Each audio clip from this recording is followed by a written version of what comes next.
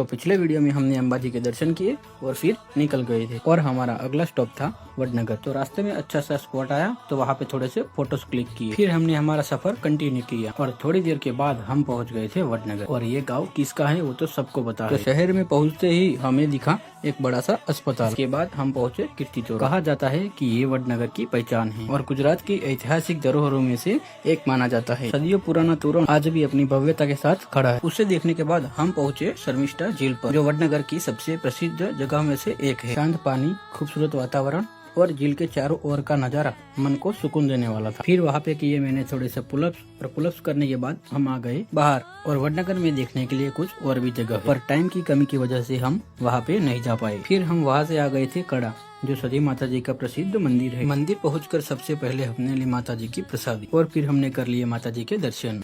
વીરભણ રાવણને ખબર પડી કે માતાજી સિંધથી રિસાઈને પાટણ આવ્યા છે તો 2 મહિના સુધી એક પગે માતાજીની ભક્તિ કરે છે અને માતાજી પ્રસન્ન થતા તેમને પોતાની સાથે ગામ આવવા અરજી કરે છે। માતાજીએ કહ્યું કે તું આગળ ચાલ, હું પાછળ પાછળ આવું છું, પાછું ફરીને જોતો નહીં ને ક્યાંય બેહતો નહીં। પણ વીરભણ રાવણ આગળ જતા એક સૂકા રાયણના ઝાડે ચલમ પીવા ઉભો રહે છે અને નીંદર આવી જાય છે। માતાજી પણ ત્યાં જ કાયમના માટે બહેણા કરે છે।